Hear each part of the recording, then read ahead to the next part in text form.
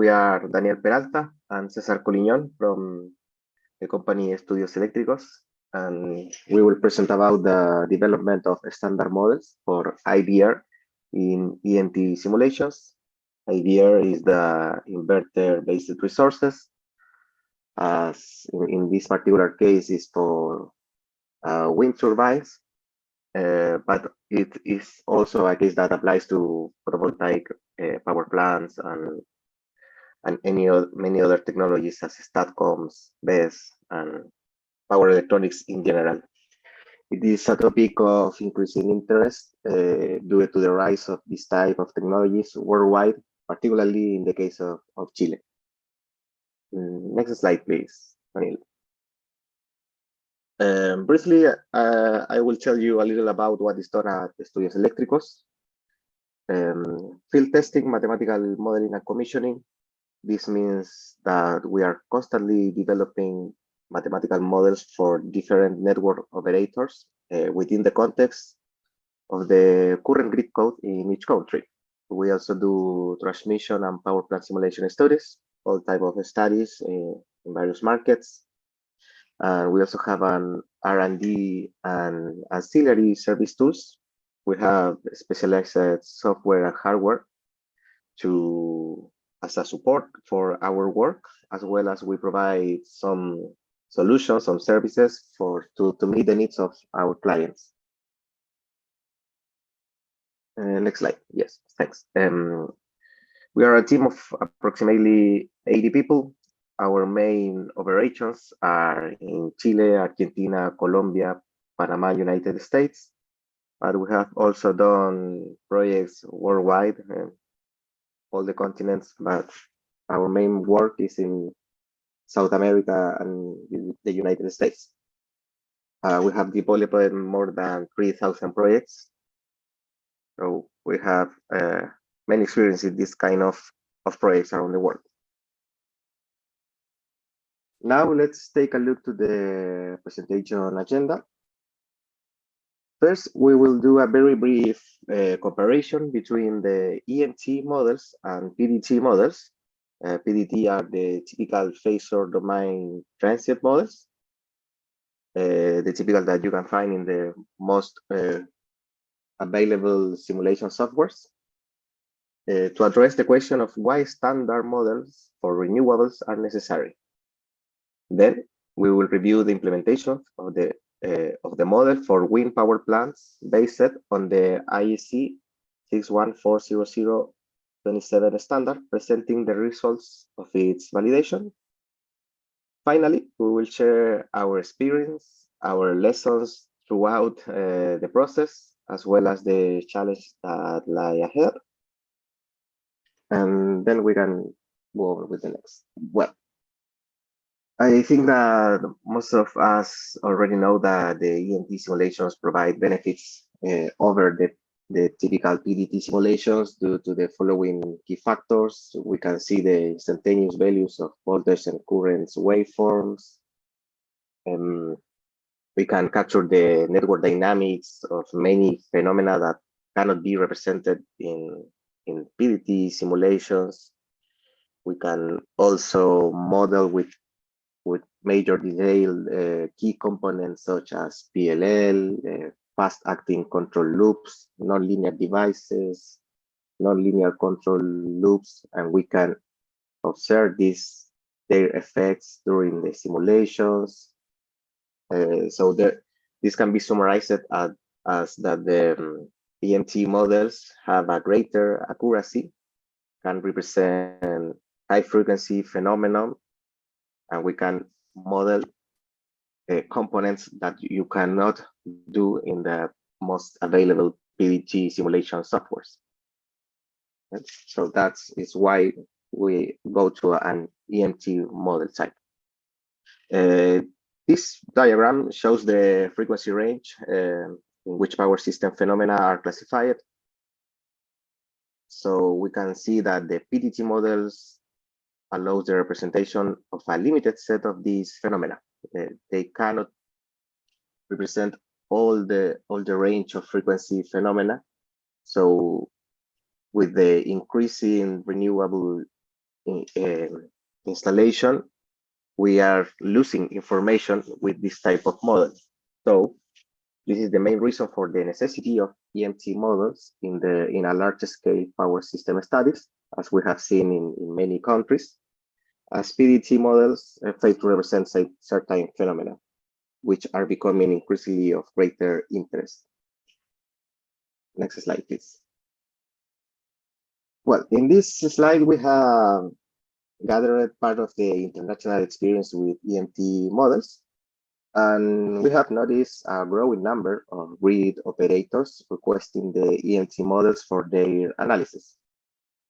We're going to start with the Electric Reliability Council of Texas, that they require the EMT model for every interconnection and has been utilizing EMT for large, high renewable pockets for several years. And they continue to use the use of EMT in our routine planning work. There's something that they do every day now.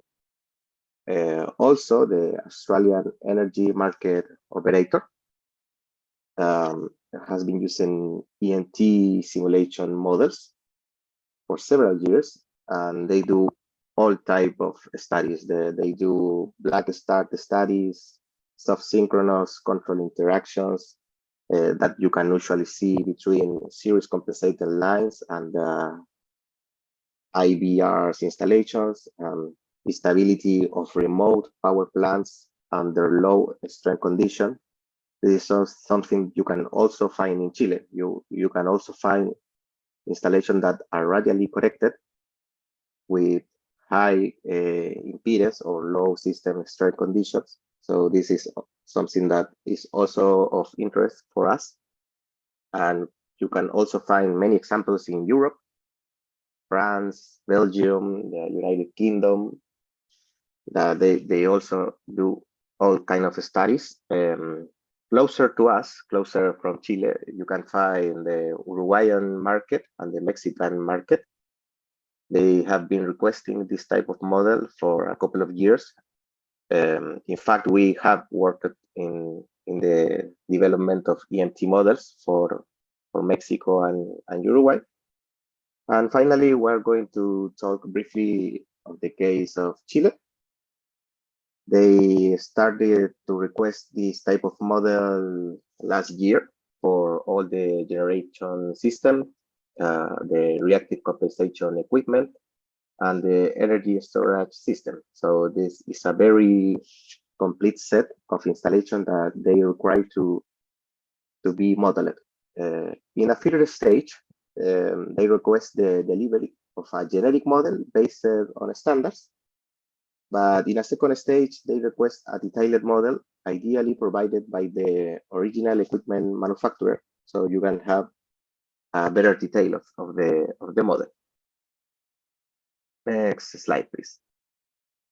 So just to, why standard models? Why do we want standard models? Well, the standard models can be developed with predefined characteristics. When you have a standard, they all have the same control structure, but you can adjust them parameters to match the real performance of a power plant. Well, as they are predefined, you can lose a little bit of detail, but they also have a less computational burden.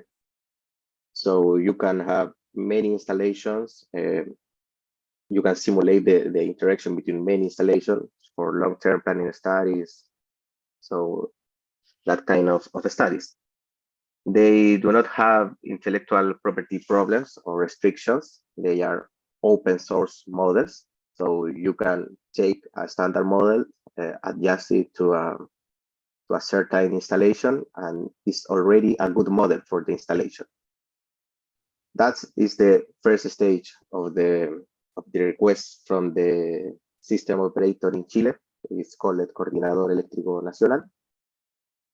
And in the second stage, they would like to have the detailed model, as that you can also name them as vendor-specific model, that they hope to be developed by the respective original equipment manufacturers we expect to have a higher detail in that kind of models, but also higher computational burden. But they can have the advantage of being validated with hardware in the loop test or being developed directly from the manufacturer is a warrant that they are a better type of model. But they have the problem that they usually cannot share all of their development. They have to hide or encrypt some detail because there is intellectual property involved in that process. Next slide, please. So in this particular case, we are going to talk about the IEC 61427 standard. And in this standard, you can find 4 types of wind turbine models. Nowadays,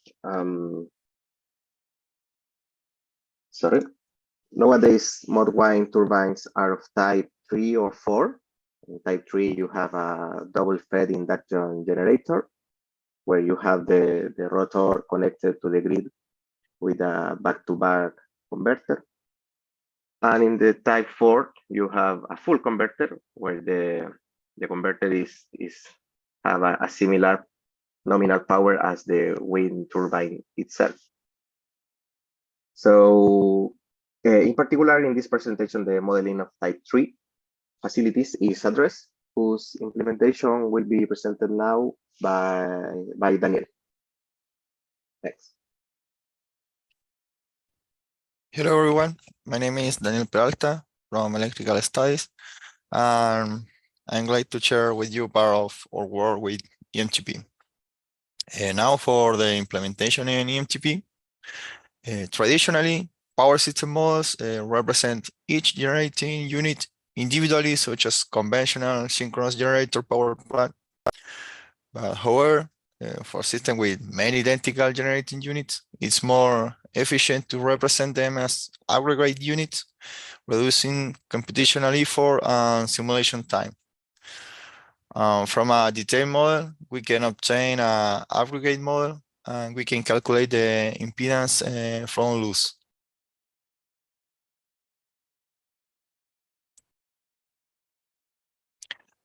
Now in this figure, we can visualize the modular structure for type 3 wind farms proposed in the IC document. At the top, we find the measurement models for power control and protection. Next, there is the generator control substructure.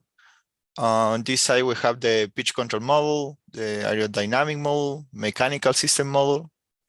Finally, over here, we have the generator system model and the hardware that enable interaction with the electrical system.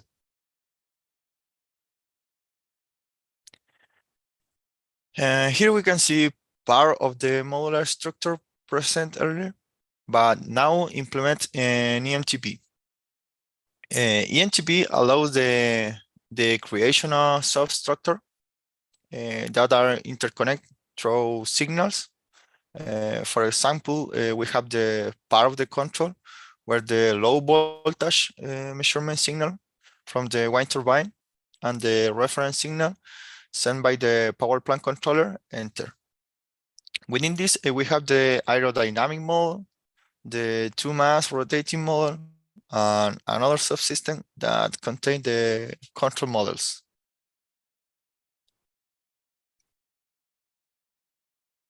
The interior of the subsystem containing the control model is present here, where we find the Q control, the type 3 P control, the current limitation, and a pitch control. EMTP offered the option to mask these submodels, allowing for parameterization of the block. These parameters are accessible for modification if needed. One can access the interior of the control system block diagram as shown below.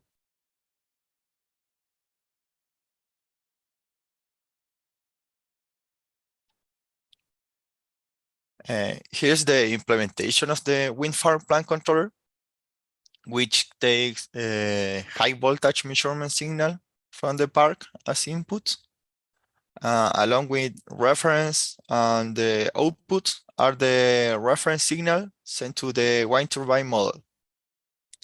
In the top, the reactive power controller block has different control modes, such as reactive power control, voltage control, power factor control, etc.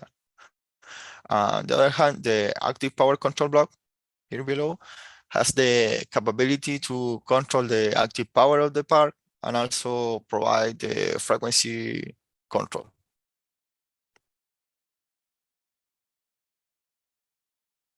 Now for the validation of this model, an equivalent machine represents the electrical grid, and a connecting line to this grid were considered. Within the IEC standard model, there is a aggregate model of the wind farm, along with the escape and mount transformer, the aggregate collector system, substation transformer, to establish a connection with the point of common coupling.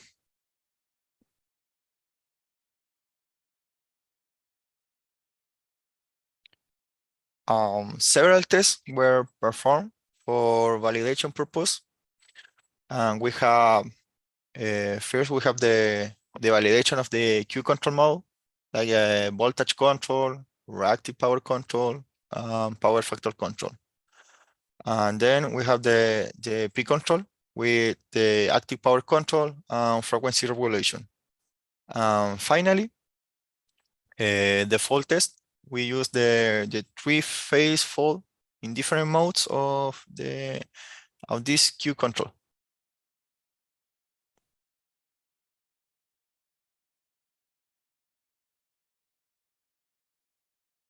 In the results, now we have the results of the Q control mode.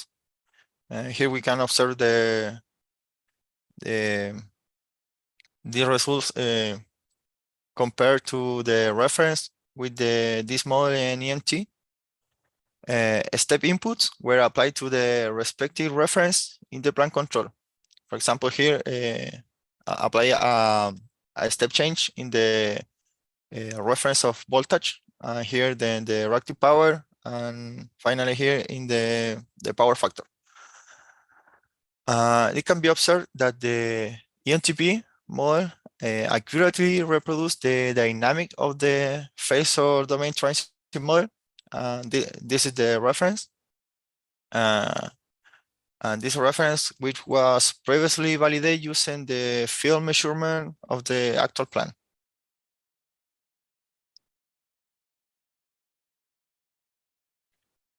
For the P control, with the active power control and frequency regulation, you can see the same. The EMT model accurately reproduce the dynamic of the phasor domain transient model. And here we apply a step change in the active power. And here I apply a step change in the frequency, but it's important to clarify that this frequency is the frequency seen by the control. And now we can see how the park reduced the active power.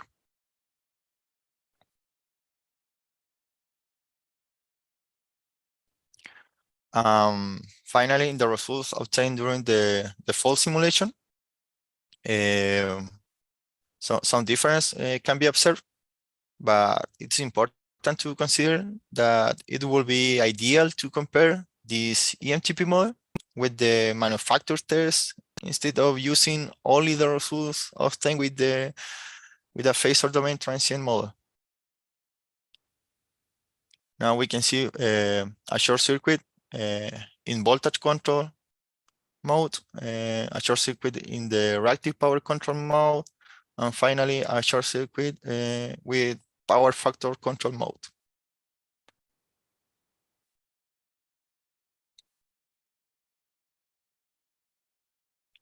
For the lesson learned during this process, an important one was the need for proper model initialization.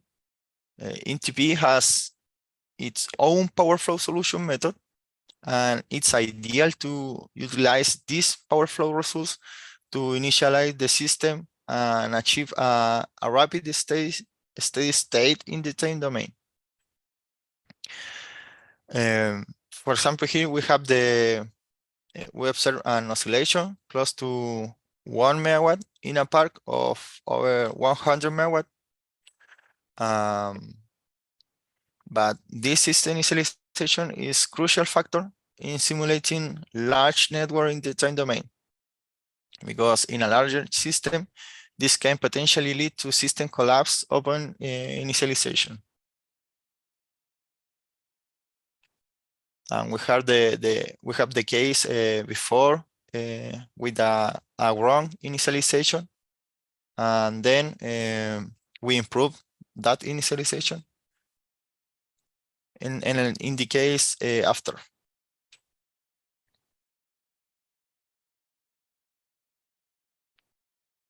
And other lesson was with the PLL. The instantaneous angle of the inverter bus voltage is a critical input to the protection and control system of an inverter-based resource. This angle is commonly derived using a phase look-loop, PLL. This PLL is able to track a frequency change using the voltage waveform as a reference. However, depending on the PLL that has been implemented and the nature of the disturbance, large rapid change to the voltage waveform may cause the PLL to lose tracking and cause unexpected plant behavior.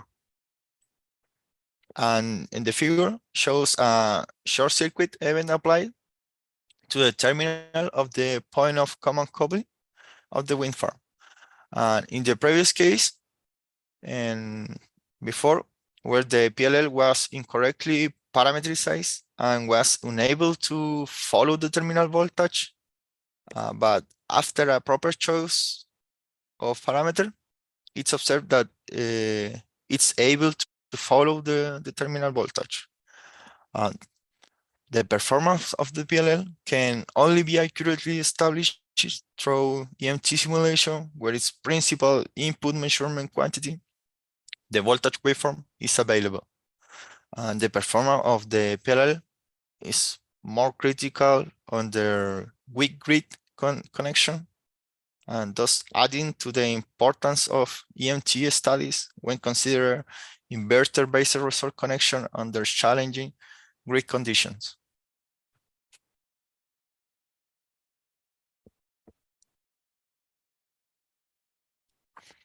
And for what is next, now we can see a figure with components of an plan with DLL files.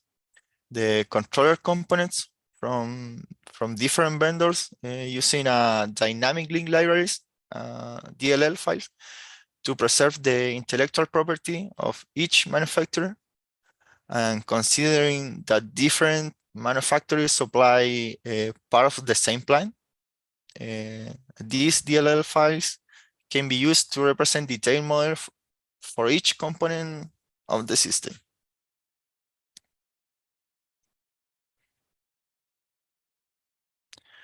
Thank you very much for your attention, and now we're open to your question.